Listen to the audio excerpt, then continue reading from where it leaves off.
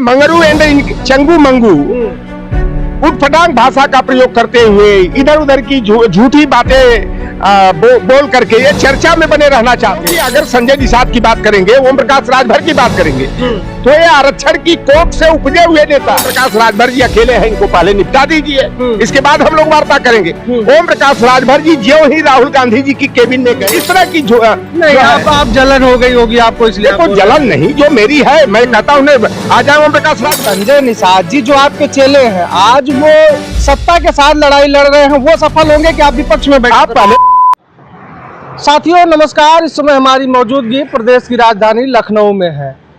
राजनीति का एक वसूल होता है कि जो नेता जितने ज़्यादा बोलता है पब्लिसिटी उसको उतने ज़्यादा मिलती है, लेकिन कुछ नेता इसका इस तरीके से इस्तेमाल करते हैं कि फिर वो बड़बोले कहे जाने लगते हैं और वो मस्खरे कहे जाने लगते हैं।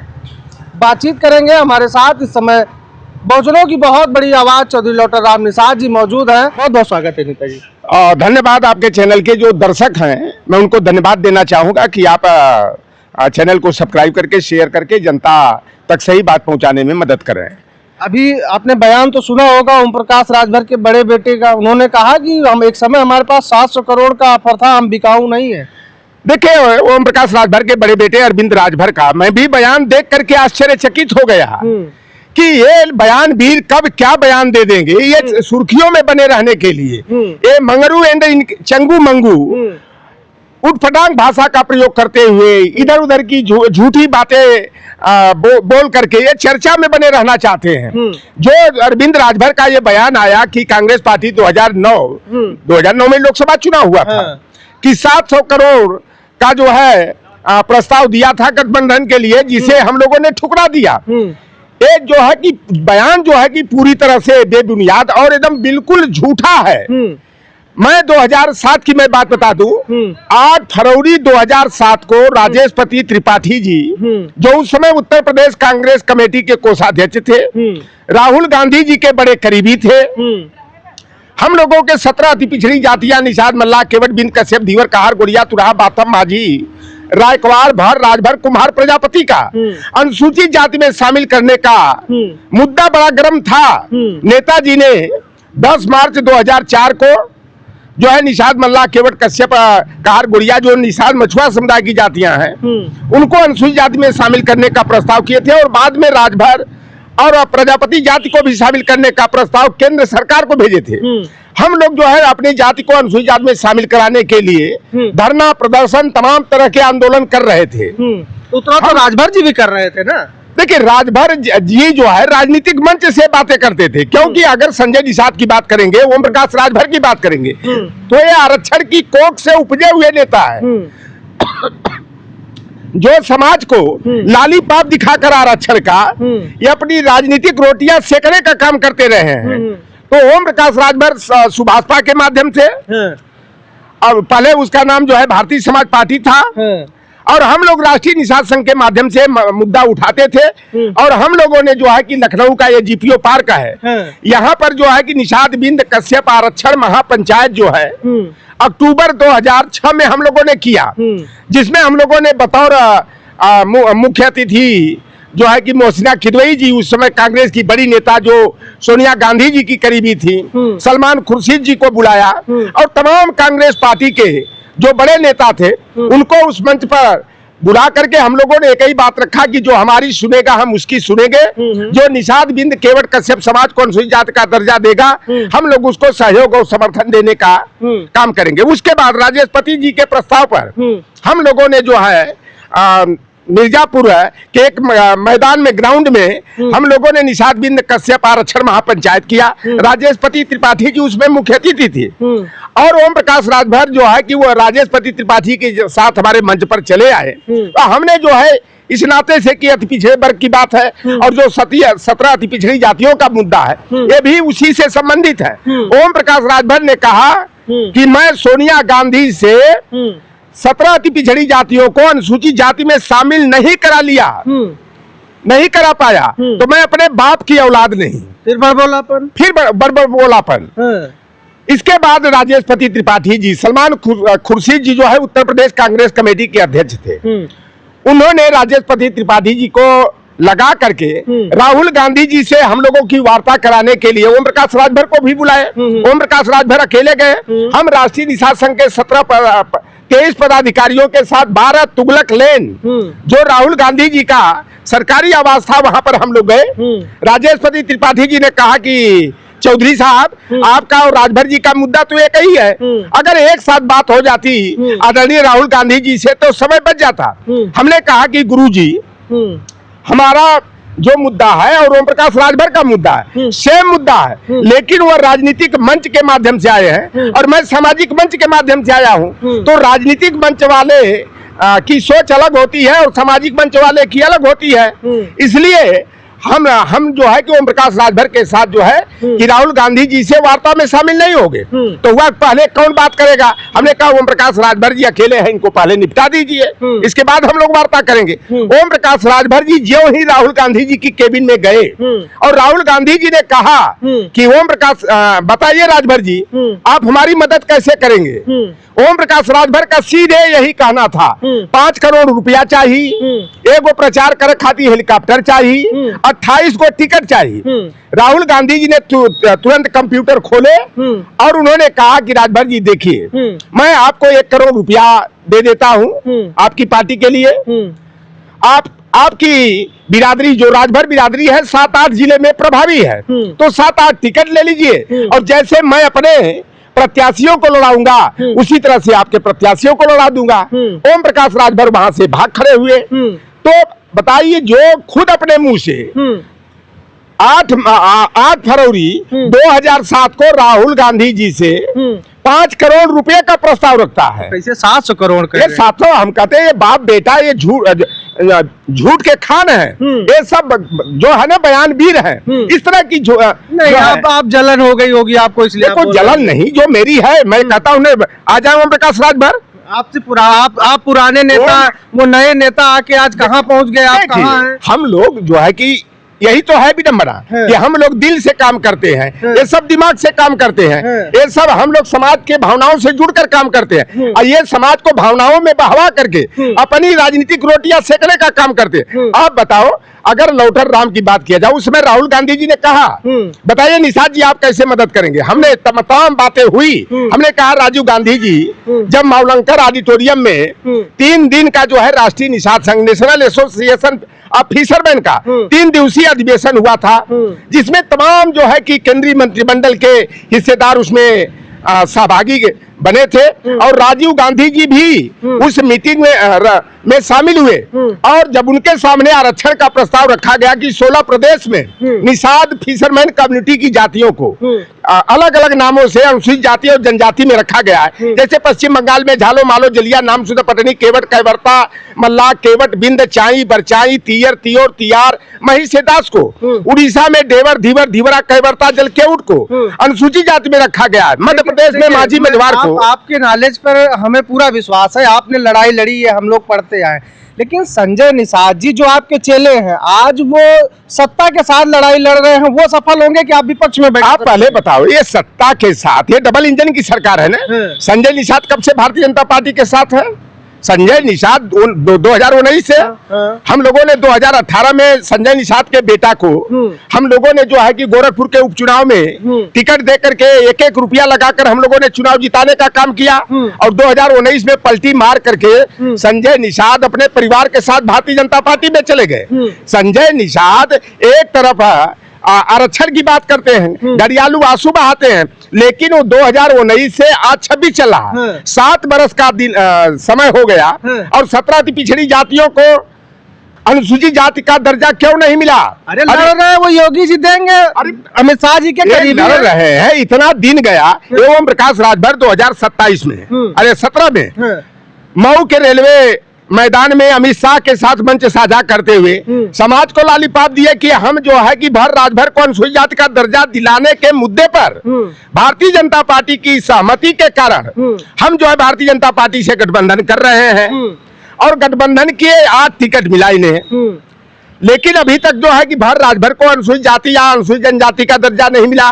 संजय निषाद जो है निषाद मल्ला केवट बिन धीवर कहार को चाहे मझवार बेलदार तुरैया गोल खरवार को परिभाषित करा करके चाहे अनुसूचित जाति में सीधे शामिल करा करके दर्जा नहीं दिलवा पाए। अभी तो 2-3 दिन पहले मैंने अखबारों में खबर पढ़ा कि जो मल्लाह केवट बिंद धीवर कहार जाति को अनुसूचित जाति में शामिल करने के लिए एक याचिका आयोजित की गई थी इलाहाबाद खंडपीठ लखनऊ में, और पता लगा कि हाईकोर्ट के 2 जजों की पीठ ने निर्णय दिया कि निषाद मल्लाह केवट बिंद को अनुसूचित जाति का दर्जा न्यायालय के द्वारा नहीं दिया जा सकता। ये बात तो हमें भी मालूम है, 2005 से या 4 से बातें हैं। तो ये क्यों गए थे कोर्टवा, जब आप बताते हैं कि 2 बार, एक बार अखिलेश यादव जी की सरकार में, एक बार नेताजी की सरकार में, 2 बार आप लोगों ने वहां नोटिफिकेशन भेजा था, तो ये लोग क्यों भाजपा अब तक नहीं दिलवा पाई भाई? देखिए, अगर इनकी मंशा, अब तो हाईकोर्ट यहाँ से एंडलेस कर दिया मामला।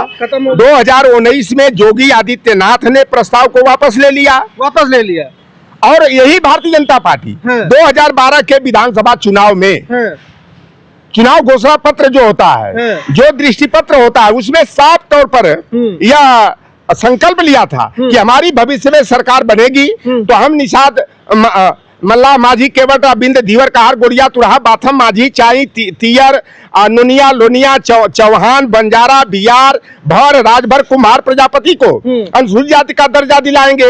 हम निषाद मछुआरों का जो परंपरागत पेशा बालू मरण खनन और मत्स्य पालन है उसको निषाद समुदाय को देने का काम करेंगे। तो भारतीय जनता पार्टी ने अभी तक तो कुछ दिया नहीं। 2013 में 5 अक्टूबर 2013 को दिल्ली के मावलंकर ऑडिटोरियम में भारतीय जनता पार्टी के तत्कालीन राष्ट्रीय अध्यक्ष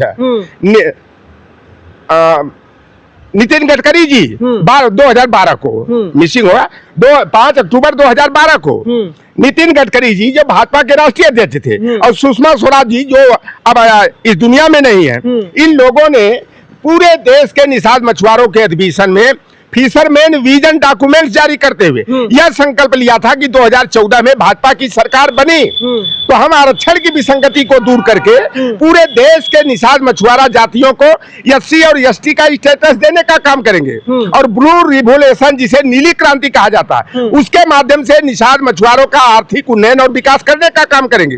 लेकिन भारतीय जनता पार्टी ने वादा खिलाफी किया। संजय निषाद एक भी कहते थे पहले कि हमें कलम का अधिकार दिला दीजिए, हम निषादों को उनका खोया हुआ अधिकार दिलाएंगे।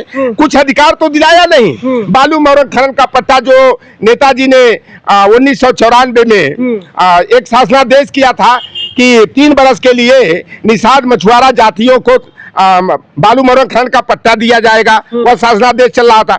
10 बरस के लिए तालाब पोखर मीनाशय जलाशय झील पोखरा गढ़ही गढ़ा का मछली पालने के लिए 10 वर्षीय पट्टा का अधिकार नेताजी ने दिया। योगी आदित्यनाथ की सरकार ने इन्हें सार्वजनिक कर दिया। और संजय निषाद जो है पूंजीपतियों माफियाओं से मिलकर के नदियों की नीलामी जिसे 1992 में मैं लड़ करके हमारे लोगों ने नदियों की नीलामी पर रोक लगवाया था। कल्याण सिंह के समय में नीलाम होने जा रही थी जिला पंचायत के माध्यम, जिला परिषद के माध्यम से, और संजय निषाद जो है नया शासनादेश बनाकर नदियों को नीलाम कराकर निषादों का अधिकार छिनवाने का काम किया। तो ये ओम प्रकाश राजभर और संजय निषाद को अपने समाज से नहीं मतलब है, ये केवल जो है प्रेशर पॉलिटिक्स करके यह राजनीतिक गठबंधन करके जो सीट शेयरिंग में टिकट मिलता है उसके ऊंचे दाम पर अभी तो देखे होंगे स्टिंग ऑपरेशन का खुलासा हुआ, चाहे वो अपना दल का मामला हो, चाहे निषाद पार्टी का मामला हो, चाहे सुभाषपा का मामला हो। ये लोग 3-3, 4-4, 5-5, 8-8 करोड़ में 12-12 करोड़ में यह टिकट बेचने का काम करते हैं। लेकिन सवाल ये है कि 2027 का चुनाव करीब है, लगातार ये लोग 17 जातियों के आरक्षण के मुद्दे पर अपनी रोटियां सेकते आ रहे हैं, जैसा कि आप लोग लगातार बता रहे हैं। तो क्या अब जनता जो समाज है वो बेवकूफ तो है नहीं, वो तो लगातार देख रहा होगा। तो 2027 की क्या स्थिति होगी, मूल सवाल ये है। देखिए, निषाद समाज पूरी तरह से उसका संजय निषाद से मोह भंग हो गया है। आज आए दिन हत्या बलात्कार निषाद समाज के साथ अन्याय अत्याचार हुआ, संजय निषाद का कहीं पता चल रहा है? ओम प्रकाश राजभर ये है चाहे संजय निषाद है, ये 17 पिछड़ी जातियों का नया प्रस्ताव शामिल करा के, डबल इंजन की सरकार है, प्रस्ताव भिजवाओ और केंद्र सरकार से उसका अनुमोदन करा के संसद से बिल पास करा दो, क्योंकि बिना संसद की मुहर लगे प्रेसिडेंशियल ऑर्डर जारी नहीं हो सकता। तो ये बेवकूफ बनाने वाला जो काम कर रहे हैं लोग, तो समाज इनके असली चेहरे को पहचान गया है। ये संजय निषाद पर भी अब समाज का भरोसा टूट गया है। टिकट लेकर के केवल वही माफिया, बड़े बड़े माफियाओं को, गुंडों को, अपराधियों को टिकट बेचना है, जिन लोगों ने हमारे समाज को जो है जमीन पर नहीं बैठने दिया, खटिया और कुर्सी पर बैठने पर लतवाही कुटवाही करने का काम किया। तो ये टिकट बेचवा जो बन करके या समाज को अपमानित कराने का काम करते हैं, निषाद समाज का राजनीतिक अवमूल्यन कराने का काम करते हैं। तो यह समाज अब पूरी तरह समझ गया, कुछ जाहिल जपाल टाइप जो है, चाहे कह लीजिए कि भोले भाले हैं, ना समझ है, वही जो है कि संजय निषाद के जो है कि रट्टू तोता बन करके जो है कि जाल में फंसे हुए हैं। लेकिन 2000 अगला जो विधानसभा का चुनाव होगा, संजय निषाद, ओम प्रकाश राजभर का इनका समाज जो है खदेड़ा करने का काम करेगा। ठीक है, बातचीत करने के लिए बहुत बहुत धन्यवाद। बातचीट काफी लंबी हो गई है, लेकिन जो कहा जाता है कि जहुई करने वाला व्यक्ति लगातार चर्चा का विषय बना रहता है। पूरी कहानी A to Z आपको शुरुआत से लेकर अंत तक आपको जितने भी उसमें आपको पेज थे सब हमने आपको दिखाया, क्योंकि उस समय के कह लीजिए चश्मदीद कह लीजिए या फिर गवाह कह लीजिए चौधरी लौटा राम निषाद जी मौजूद थे, जिनसे हमारी बातचीत हो रही थी। जो भी बातें कही गई, जो भी बातें आज चल रही हैं और जो राजनीतिक इतिहास सुभाषपा और निषाद पार्टी का संजय निषाद और ओम प्रकाश राजभर का रहा, आपके सामने दूध का दूध और पानी का पानी है। समाज को यह समझना जरूरी होगा कि क्या उनकी जातियों को आरक्षण देने के नाम पर, उनको आरक्षण दिलाने के नाम पर लगातार ठगा जाता आ रहा है, या फिर अगर उनकी नीयत होती तो जो दो बार नोटिफिकेशन जारी हुआ था, सरकार की मंशा होती तो अब तक क्यों नहीं दिया गया? क्योंकि केंद्र में अगर देखा जाए तो तीसरी बार और राज्य में देखा जाए तो दूसरी बार भी खत्म होने वाला है, 10 साल पूरा होने वाला है। अभी तक 17 जातियों का आरक्षण का मुद्दा जस का तस बना हुआ है और आज भी लड़ाई वही लोग लड़ रहे हैं जो लगातार सत्ता में बैठकर मलाई खा रहे हैं, चाहे वो ओम प्रकाश राजभर हो, चाहे संजय निषाद हो। आरक्षण के पेट से निकली हुई ये पार्टियां आज भी मलाई खाने के चक्कर में है, क्योंकि आगामी चुनाव नजदीक है। अब उनको आरक्षण की याद आएगी, आरक्षण पर रोना रोया जाएगा और तमाम वादे और दावे समाज के सामने किए जाएंगे। तमाम सवाल खड़े होते हैं कि आज चौधरी लौटा राम निषाद जी ना तो विधायक बन पाए, न मंत्री बन पाए, आज कुछ भी नहीं है, सिर्फ एक कार्यकर्ता बनकर टहल रहे हैं। लेकिन इनका साफ तौर पे कहना है, जो व्यक्ति दिल से काम करता है उसका यही असर होता है। हम लोग ने कभी दिमाग से काम नहीं किया और समाज को ठगा नहीं, समाज को छला नहीं, समाज को अंधेरे में नहीं रखा, इसलिए आज हम इस स्थिति पर हैं कि हमारी वो स्थिति नहीं है। और जो ठग थे, जो धोखेबाज थे, जो छलिया थे, वो आज राष्ट्रीय अध्यक्ष बन के बैठे हैं किसी पार्टी का और मंत्री बन के बैठे हैं। ये फैसला जनता को करना है कि आगामी 2027 के विधानसभा चुनाव में वो ठगों के साथ जाएंगे या फिर अपने समाज के हितैषियों के साथ जाएंगे। ये तब तय होगा जब 2027 के विधानसभा चुनाव का परिणाम आएगा। इस वीडियो में इतना ही। फिलहाल के लिए बने रहे लोक बंधु लाइव के साथ। नमस्कार।